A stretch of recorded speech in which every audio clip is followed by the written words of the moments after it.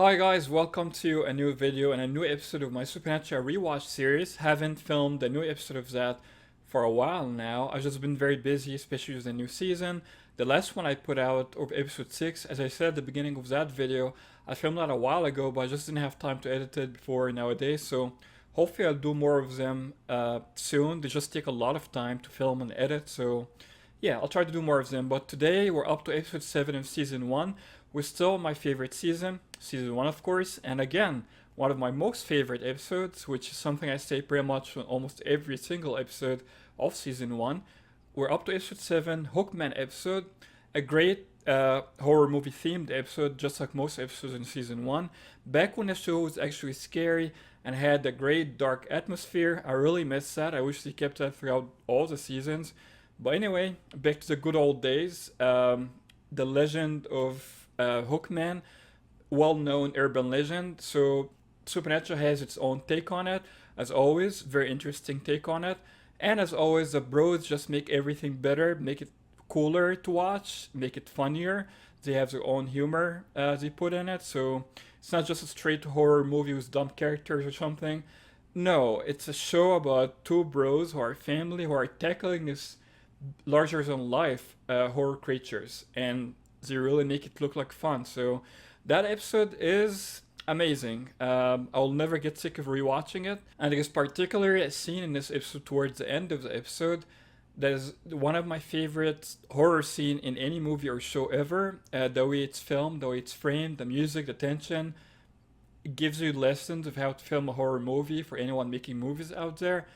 That's gold right there. I'm gonna talk about this scene when we get that in more details. I'll talk about it before, but we'll talk about it in details today when we get to that scene. So let's watch the episode together as usual and talk about it.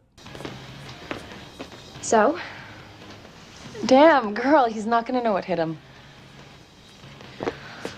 Okay. I think he's probably downstairs. I'll see you later. Don't do anything I wouldn't do. There's nothing you wouldn't do. It's true.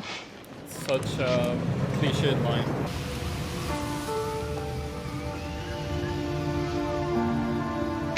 Yeah, Hookman's not gonna like that at all. No. It's okay.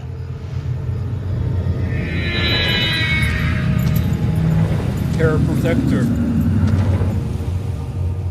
Very terrifying protector. What the hell? Rich, let's go!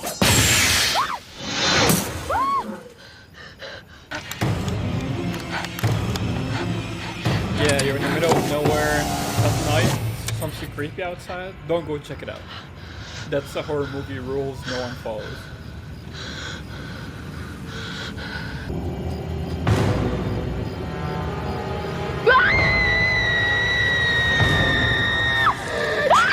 I'm sorry, but that's one of the fakest screams I've ever seen in any movie or TV show. I like the actress, the girl's cute and everything, but that scream is so fake, come on.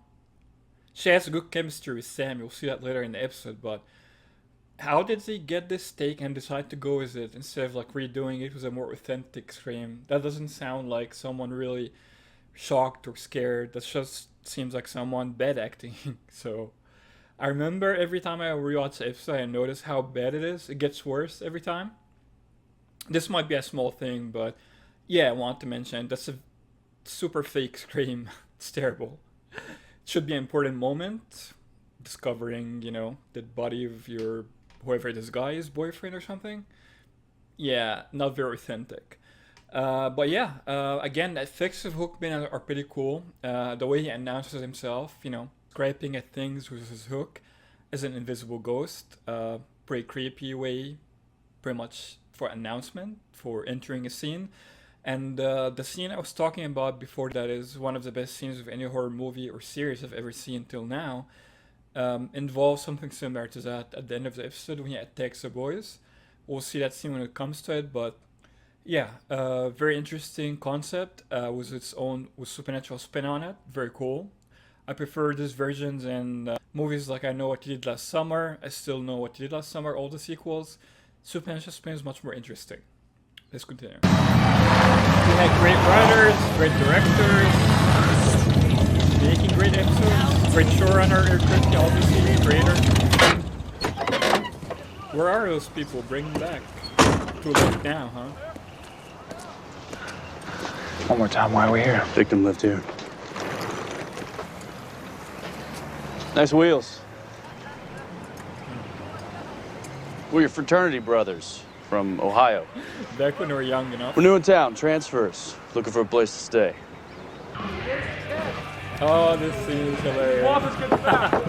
Sam will fade this guy. Who are you? We're your new roommates.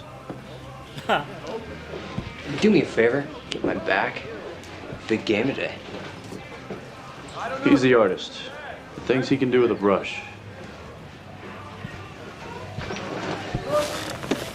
So, Murph, is it true? You missed a spot, just down there in the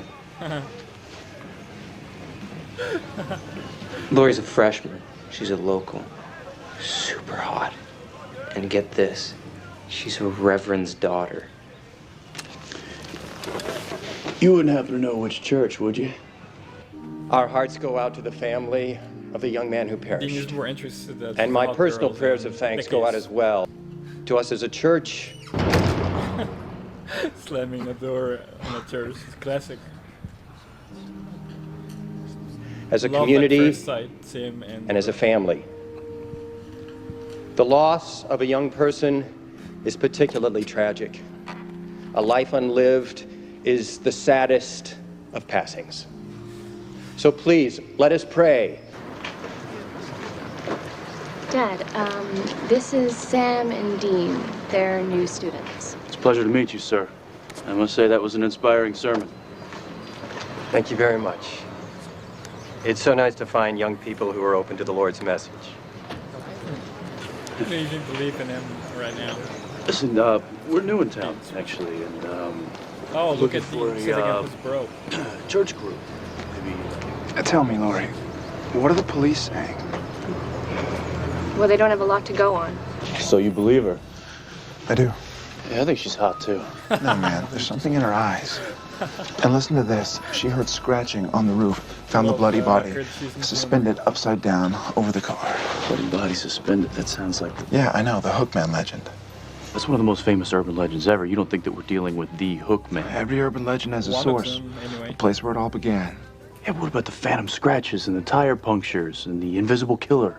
Well, maybe the Hookman isn't a man at all. What if it's some kind of spirit?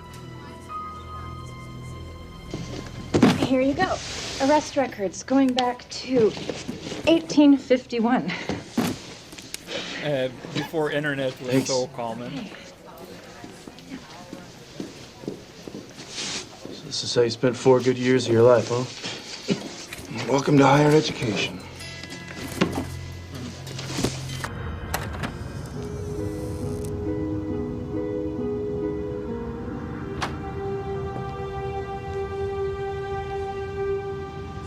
Taylor, you awake?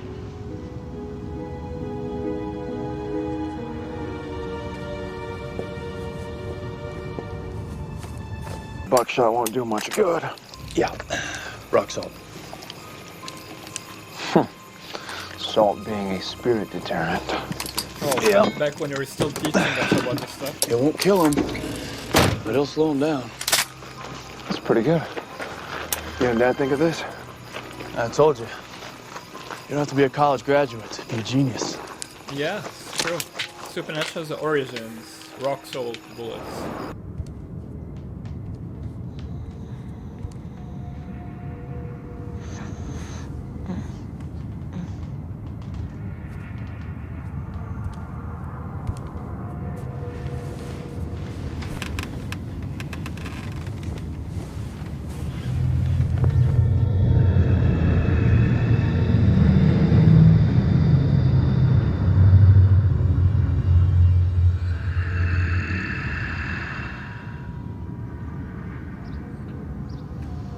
For some reason, she's got perceived this girl as a threat, probably because of her dad's conversation about her, and the Hookman got her.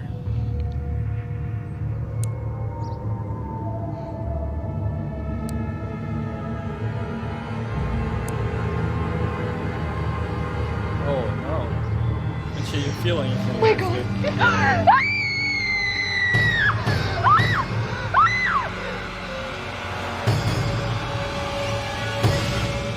Aren't you glad you didn't turn on the lights? I remember those lines somewhere. Those lines, aren't you glad you didn't turn on the light, they were either used by a movie after Supernatural or was reused by Supernatural. I have to look that one up. So yes, now I remember where I've seen or read about this. It is part of the Hookman urban legend, or a separate but related urban legend. It's called Aren't You Glad I Didn't Turn on the Light? There are different variations of it. Most of them revolve around two college girls, roommates. One of them comes home late at night. Same thing that happened here. Doesn't turn on the light, gets her stuff, goes to sleep, whatever. Wakes up, her roommate brutally murdered, and was Aren't You Glad I Didn't Turn on the Light? Written somewhere, in this case on the wall. In other variations of the urban legend, it's written in the mirror by a lipstick instead of blood on the wall. So yeah, very creepy urban legend about the fear of, like, you know, a serial killer attacking you at night or something. In this case, the ghost of that crazy pastor who was attached to the girl, Lori. And I believe it was in the movie Urban Legend from 1989. The first season of Supernatural 2005, so the movie would have done it first. I've seen this movie a long time ago. I'm pretty sure I've seen scenes similar to that, either in that movie or in other movies or multiple movies, but yeah, if it is an urban legend, then they did it first. But the legend itself is very old. Actually goes back to 18th century, some variations of it. So very interesting stuff. The Supernatural used here, used their own spin on it. Very cool. Legend is very similar and very attached to the Hookman legend. So goes on with it very well. So it's a good pairing here, or at least it's part of it. So pretty creepy stuff in a great episode. Saved your ass. Talked the sheriff down to a fine, dude. I'm Matlock. But how? Told me you were a dumbass pledge and that we were hazing you. What about the shotgun? I said that you were hunting ghosts and that spirits are repelled by rock salt. You know, typical Hell Week prank. The truth. And he believed you? Well, you look like a dumbass pledge. Love the Red Lily banter.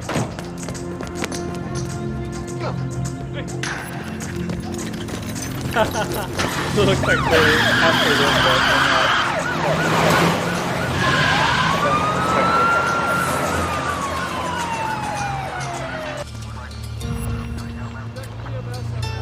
Why would the Hookman have come here? This is a long way from 9 Mile Road.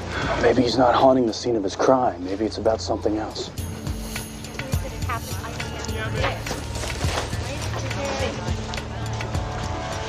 Dude, sorority girls. Think we'll see a naked pillow fight? Nah. 30D.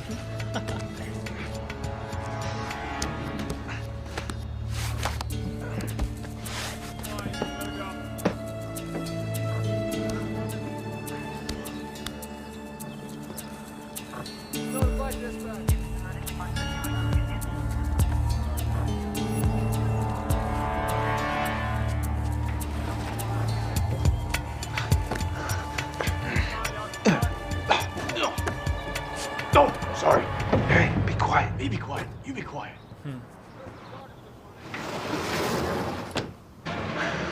Or, you know how a poltergeist can haunt a person instead of a place? Yeah, the spirit latches onto the Reverend's repressed emotions, feeds off them, yeah, okay. Without the Reverend ever even knowing it. It's actually the girl, but yeah. Either way, you should keep an eye on Lori tonight. What about you?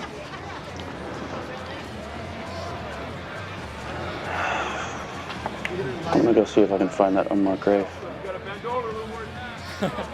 He's like crying. No! He's gonna leave Sam in all the fun, but he's gonna do the boring, tiring stuff. Dirty work.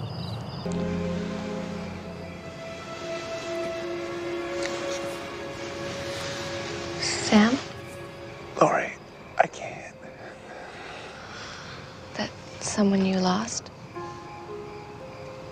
I'm sorry. Lori, come inside, please. Oh, Hookman will get him. I'll come in when I'm ready.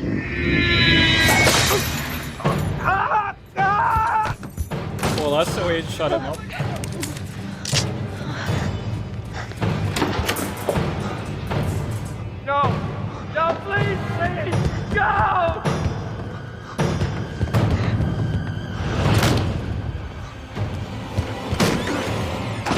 No! No! No!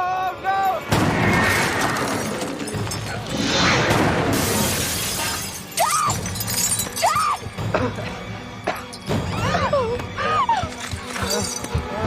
Okay.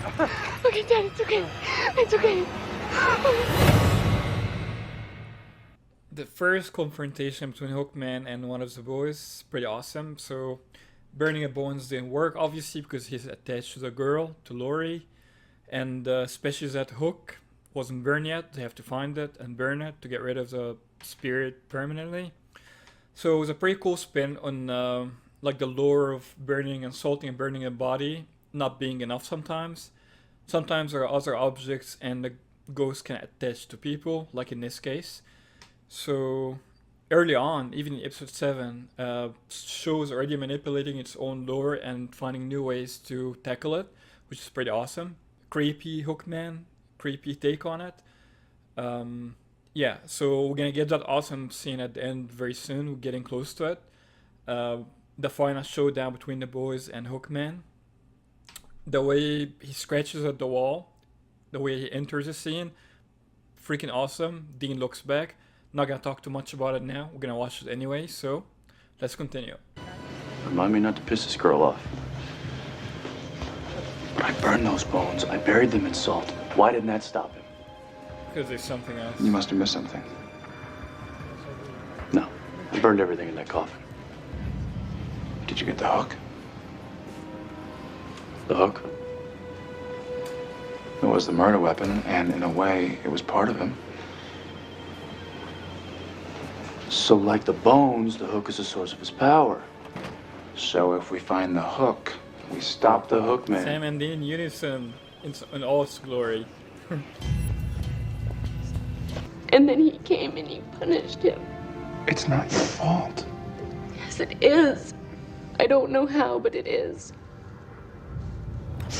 I killed Rich. Bad Taylor, idea. too. I nearly killed my father. Lori. I can see it now. They didn't deserve to be punished. I do. Uh-oh. You brought it on yourself now. Literally. Alright, we're about to get to the climax of the episode. That epic scene I talked about earlier, one of my favorite of any show or movie. Hookman comes in, scratching at the wall. Dean looks back and they try to find this object to burn that was forged from the hook of the Hookman to get rid of him. Epic action scene, horror movie scene is coming up now. So yeah, we'll enjoy that and we'll talk more about it at the end of the episode. Lori, where did you get that chain? My father gave it to me. Where'd your dad get it? He said it was a church heirloom. He gave it to me when I started school. And it's silver! Yes! Oh, here it is.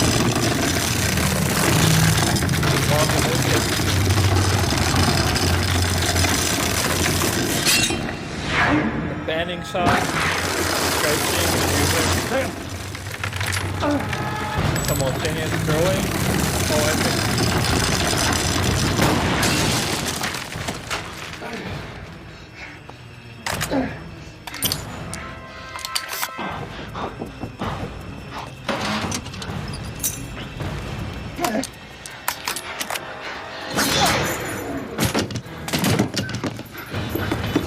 Hurry up, Dean.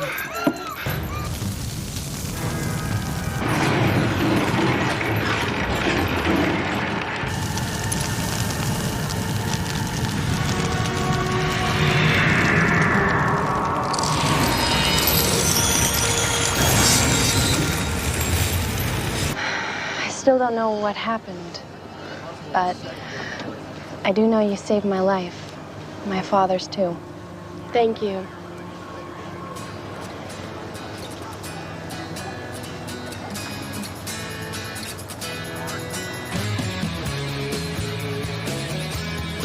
Dean thinking about Sam having a normal life again.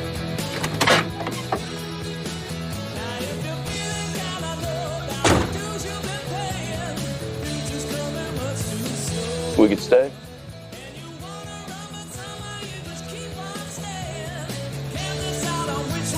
I love Dean.